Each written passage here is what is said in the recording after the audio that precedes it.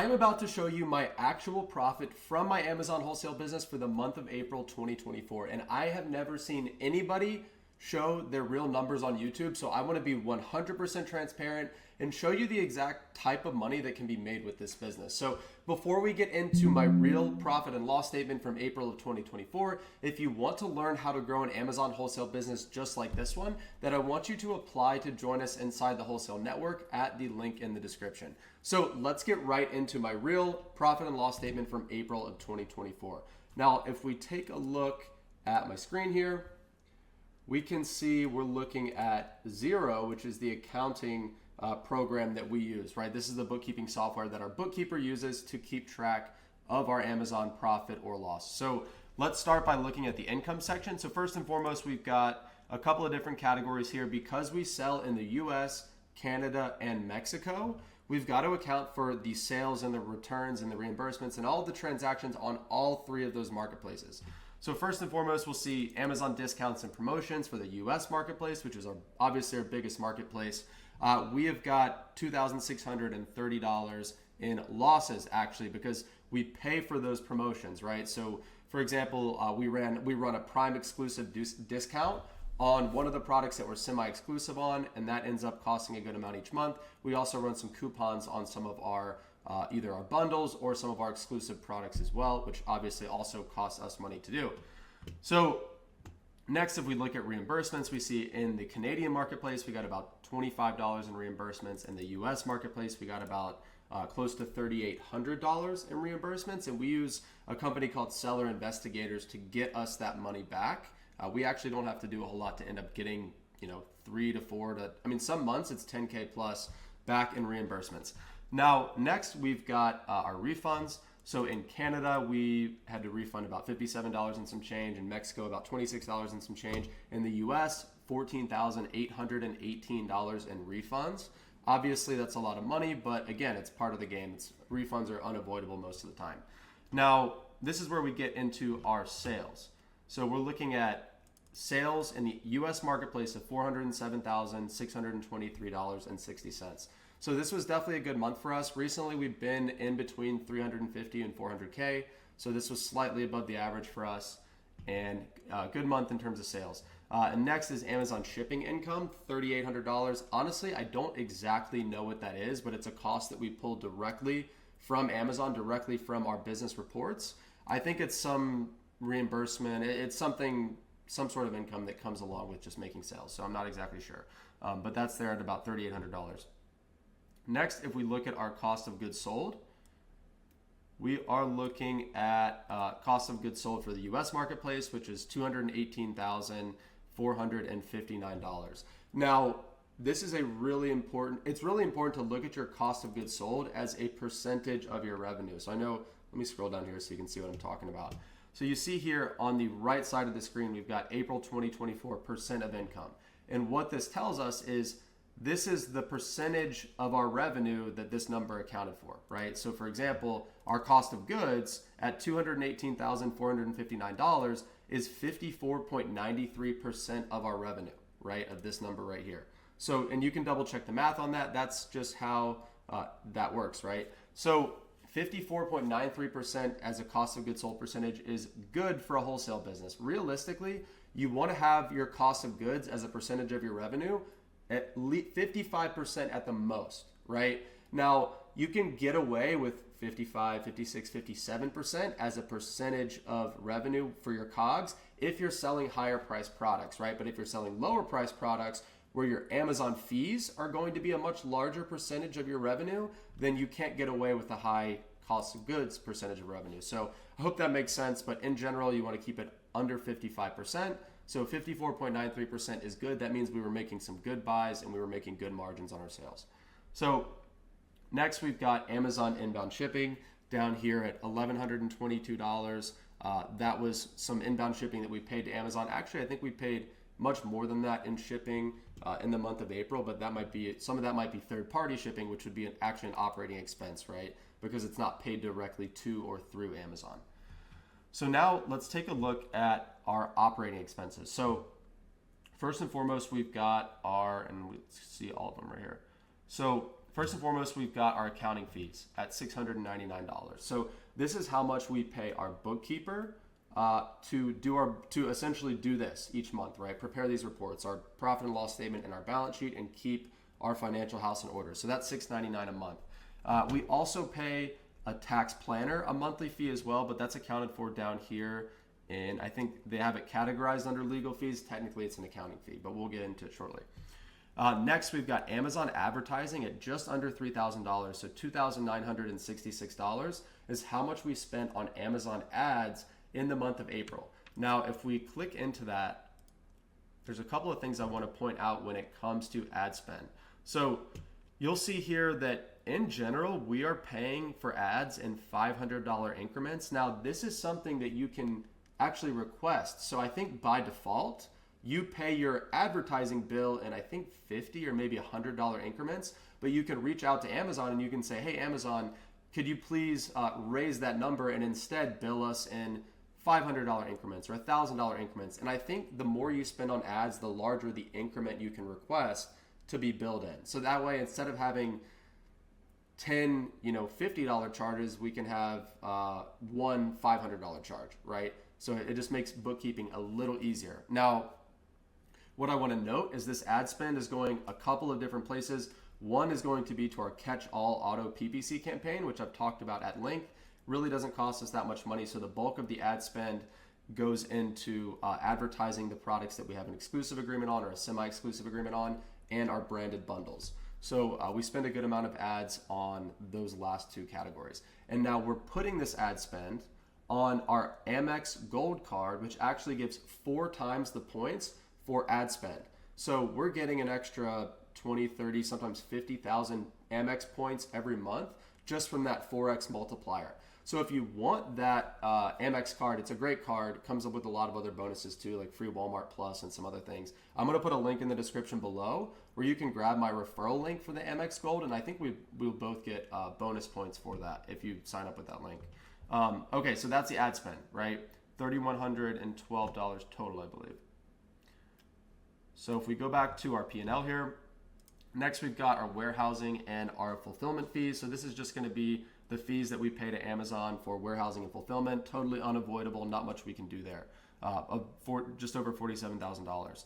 Now, Amazon seller fees and charges for Canada, Mexico, and the US. Obviously not very much for Canada and Mexico. We really don't do much sales there. But for the US, which is 99.9% of our sales, just under $60,000 in seller fees and charges. All right, again, completely unavoidable. This is the price we pay to be able to sell on Amazon's platform. All right, next we've got storage fees. So $551.31 in storage fees. Now, at our scale, that's actually I think it's a very low amount in terms of storage fees. A lot of sellers are paying thousands of dollars per month in storage fees at a similar revenue level to us. The reason we have lower storage fees is because we sell some big products, but in general, a lot of our stuff is smaller, and we have a much smaller SKU count compared to most sellers. I think our active SKU count at this very moment in time is around like 55 SKUs. Okay, so this video right here is proof that you don't need a massive catalog of hundreds or thousands of products to make good money with Amazon wholesale. You just need a smaller number of quality SKUs. It's all about quality.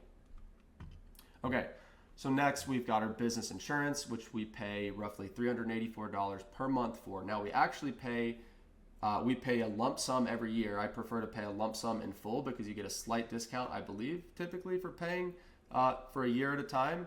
But we have that amortized over 12 months. So we just take that total payment, which I think was like $4,200 or something like that, divide it by 12, and we account for it each month. Next is an exchange gain or loss. So this is a currency exchange gain or loss. So again, we're selling in Canada and Mexico. So sometimes depending on the conversion rate, we might be making money by selling in those countries on the currency conversion. We might be losing money. So I guess this month we actually lost $25.84 because of the currency conversion. And again, because we're looking at our operating expenses, anything that's not in parentheses is a loss, and anything in parentheses is actually a gain, right? So we actually technically got reimbursed here on these Amazon seller fees and charges because this is in parentheses and we're looking at expenses. Next, we've got inventory loss slash disposal, so $2,700.16 in inventory loss. And the reason for that charge is at the end of every month, we do what's called an inventory valuation, where we go in and it's like a 12 or 13 point checklist where we've got to essentially account for all of our inventory that is at Amazon, that's on the way to Amazon, that's on the way to our prep center, that's at our prep center, and that we paid for and have not yet received. So we take the sum total of all those numbers, and that gives us our total inventory valuation, because with a tool like Seller Board or even Amazon Seller Reports, we can only really see the cost of what's at Amazon. So this lets us see our total inventory in full. And sometimes, there is leakage, things slip through the cracks. And I guess this month we had about $2,716 worth of inventory that was either lost or we had to dispose of. So next is our inventory reimbursement service. So we paid about $145.16 there. And again, we use seller investigators to basically chase after Amazon, get us money that Amazon owes us for losing our inventory or losing our shipments or whatever, and then we pay them on a performance basis. So they basically take a percentage of whatever they get back for us. So that's how much we paid them last month.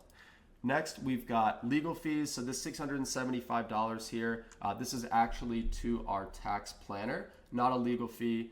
It's just miscategorized. It really should be up here in accounting fees. So next, we've got our Melio fees. So we see $2,225 in Melio fees in 1 month, right? Now, for those of you that aren't familiar with Melio, Melio is the tool that we use where we are able to pay our suppliers in cash. So our supplier gets cash, but we get to pay using a credit card. Now, Melio charges a 2.9% fee in order for us to be able to use the service. However, we will use either a Capital One Spark credit card for the transaction, or we'll use a Chase Inc. Business Premier credit card for the transaction. And now Capital One Spark gives 2% cash back, and the Chase Inc. Business Premier gives 2.5% cash back on any transactions over $5,000. So again, if we're paying Melio 2.9%, but we're getting, say, 2.5% cash back through Chase, then technically we're only paying, 2.9 minus 2.5, 4.4% in order to be able to use a credit card, because a lot of our vendors, they only take cash, right? So that's why we're paying so much in Melio fees each month, is because we're buying a lot of our inventory from suppliers that only accept cash. And so I don't like to pay cash. I'd rather pay with a credit card and get the cash back or get the points and be able to write off the Melio fee as well, right? So again, you'll see here we had multiple different Melio transactions. I mean, this one transaction alone right here, $1,231.92. That must have been a large purchase on our end, because again, for us to be paying a 2.9% fee, where 2.9% of the transaction is over $1,200, that must have been a big buy. I don't know what that was for, but it was for inventory. So again, that is going to be Melio fees. We use that tool heavily. And if you want to check it out, there's a link in the description below for all the things I just mentioned: Melio, the Chase Inc. Business Premier credit card, and the Capital One Spark credit card as well. All right, so next we've got non-US based contractors, right? Just under $6,000 for the month of April. Now, this is my team of employees who are fully remote. They're based, both of them are based in the Philippines. So my team is myself and then one operations manager full-time, about 55 hours per week. And the other is an admin at 20 hours per week. Both of them are living in the Philippines, and both of them get paid through a tool called Wise.com, where we're able to send money internationally and the fees are really low. And I've been using Wise to pay them on a scheduled payment every week for over a year. Great tool. So again, in total, my team cost about $6,000 a month. Next, we've got office and warehouse supplies at $25.66. So again, we don't really have too many just miscellaneous expenses because we're fully remote. We're not having to buy tape or boxes or anything like that. So again, a $25.66 warehouse supply was probably just some one-off purchase that somebody needed to make. Next, we've got other advertising expenses. So this $500 here, this is to the agency that we pay to run our ads, right? So I am not an expert when it comes to Amazon ads. I don't even act like I am, but I know people, in particular this company, Zon Labs Consulting, that are fantastic when it comes to advertising. They're keeping our ACOS very low, making sure our ad spend is profitable, and we pay them $500 per month to manage those ads on our behalf. All right, next we've got, let's see, PayPal fees at $1.72. Again, small expense, must have just been for something that we bought. Next, we've got payroll taxes at $782.08. So I pay myself a W-2 salary of $120,000 per year, which you can see here because the salary expense is $10,000. So basically on this $10,000 W-2 salary payment, we're having to pay payroll taxes of $782.08. And so that ends up netting out to be about $7,000 per month in my pocket after I pay taxes. And I know some people are going to say, like, why are you paying yourself so much W-2? The taxes are so much higher. I understand that. We're in the process of changing some things around financially to where my salary is actually going to go down significantly, but I'm going to be able to take more in dividends to more than make up for that. So again, payroll taxes of about $782, prep center / 3PL fees of about $1,467. Now, this is a pretty low number for prep fees at our scale. And the reason it's a lower number is because 90% of our shipments these days are going directly to Amazon. Our suppliers are prepping and our suppliers are sending straight to Amazon for us. So those fees that they charge us are going to be baked into our cost of goods sold and not necessarily a separate line item for prep and 3PL within our P&L.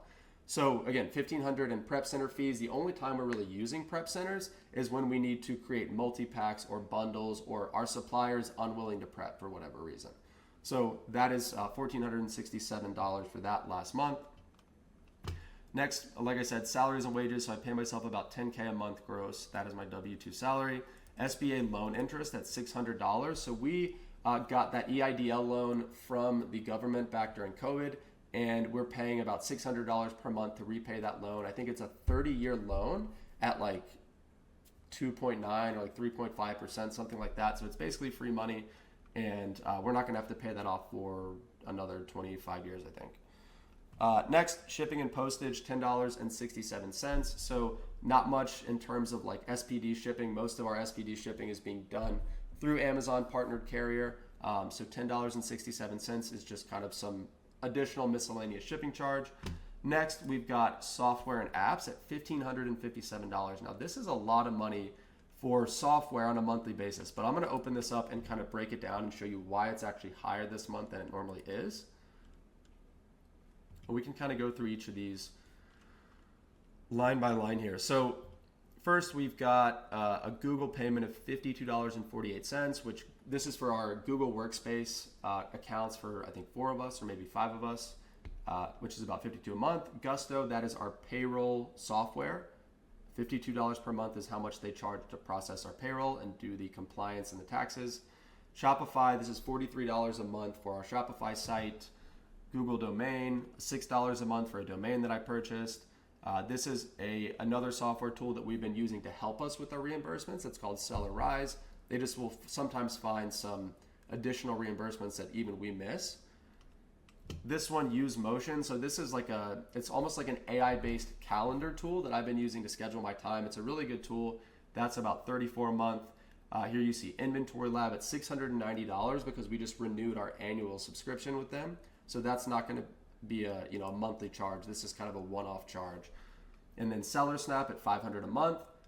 You might be thinking very expensive for a repricer, but at the end of the day, it's $500 a month because it's worth it and then some. It makes us that $500 a month investment back in probably 3 or 4 days every month. Next is Xero, which is the tool that we're looking at here, right? Our bookkeeping platform at $78 a month. Now, we have to pay for the highest Xero subscription because of the currency conversion capabilities. Because we sell in Mexico and Canada, Xero requires you to have the highest tier plan in order to process multiple currencies. So if we weren't selling in those other 2 marketplaces, our Xero subscription would only be $15 per month, which, again, can't really avoid that. Not much we can do. And then $1.99 here to Google for additional storage each month within Google Drive. All right, so that is our software. Unrealized currency gains of 4 cents, honestly, or I guess technically a gain, 4 cents. Honestly, I don't know what that is, but it's 4 cents, so it doesn't really matter. And then lastly is Wise fees. So again, Wise is the company that I use to pay my virtual team. Great tool, wise.com. for total operating expenses of $137,961.54. And so our operating expenses accounted for just under 35% of our total revenue, right? So if we next look at other income, we got about $1,000.28 in credit card rewards. And I think that was for somebody maybe that used my Capital One Spark referral. So I got a $1,000 credit for everybody that I refer. And I think they get some sort of credit as well. And then $39.94 in interest earned on the cash in our bank account, right? Which again is not much in terms of interest earned for as much cash as we have there, but we've got to keep it liquid. We've got to keep it accessible so that we can keep buying more inventory. So after you add up our income minus our gross profit, if you take our income minus our cost of goods sold to get our gross profit minus our operating expenses plus our other income, we're left with a net profit in April of 2024 of $41,229.26. All right, so if I move this in here, we see that that is about a 10.37% net margin in the month of April, and that is everything accounted for. The only thing that has not been accounted for here is taxes, right? So again, if you're interested in growing a wholesale business on Amazon that's just like this one, I want you to head over to the link in the description and apply to join us inside the wholesale network. So thank you so much for watching.